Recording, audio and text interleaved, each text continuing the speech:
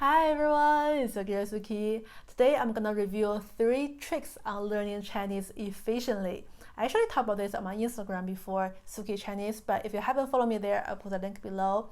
I do daily posts on Instagram about practical phrases, sentences, and tips on learning Chinese and a lot of other fun stuff, so be sure to follow me there. Trick number 1, learn Pinyin first. If you haven't been following me around for a while, you know how important Pinyin is, right? It's like the core of learning Chinese. It's a bridge between your native language and Chinese. And once you finish learning Pinyin, you can speak out pretty much like any Chinese characters you want, like literally any Chinese character, no matter how complicated they look like. I mean, that's pretty cool, right? And you know WeChat is very popular in China. Like when I do Chinese texting with my friends or families, I have to use Pinyin. Like I have to. That's how texting Chinese works.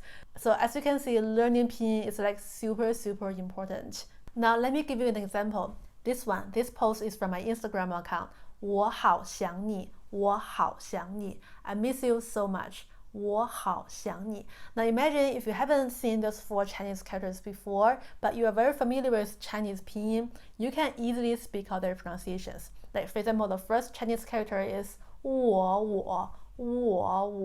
The second 喝熬好. Third one 夕阳想. And the fourth one is 呢以你. 我好想你. 我好想你. You see, very easy, right? And this post is also from my Instagram account, Harry Potter. I'm a Harry Potter fan, okay?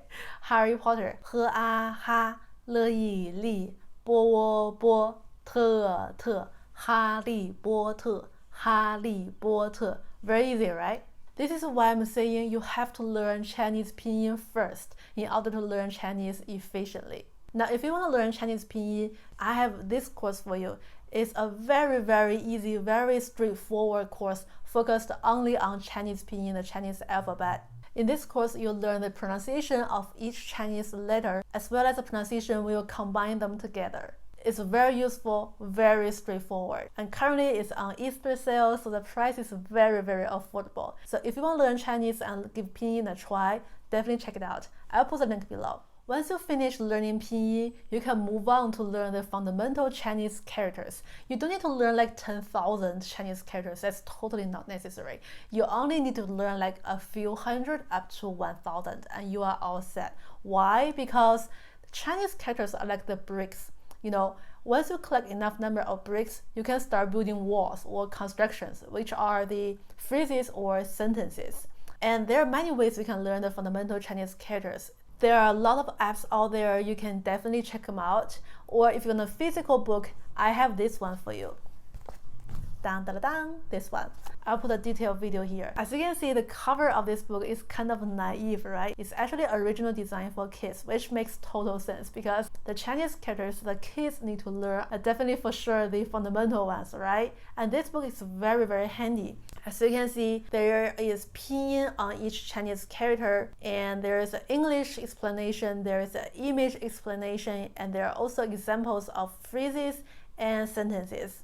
The third tip is to start reading books. Now you've learned Chinese pinyin, you know the fundamental Chinese characters, you can find available books from your local store or online and do some Chinese reading. I have this book recommending for you. It's called 我在BOSTON遇见你, Our Story in Boston, and it's available on Amazon.com. This is actually a novel. It's about a bunch of Chinese boys and girls studied in Boston. The language is very easy, very simple to read, and the story is pretty fun because it covers the topics of school love, friendship, travel, you know, getting job, pursuing your dream, you know, a lot of stuff. And this book is currently at a very affordable price as well. I think it's only $2.99, and it's available on Kindle. If you don't have a Kindle, you can also download a free app. You can read it there. While you are reading Chinese books, you are definitely gonna encounter the Chinese characters that you've never seen before. But don't worry, don't stop. Just continue reading. You can stop and look it up in the dictionary, but if you're not a very,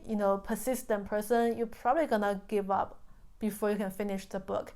Like for me, when I read an English novel, I never stop, even though I have no idea the meaning of those phrases. I just guess, because I know once I stop, I'm gonna stop the next time when I encounter another word I don't know, And after like 7 or 8 times, I'm gonna lose interest. This is why I never stop while reading novels. Guessing the meaning of the Chinese character is also a very, very important skill.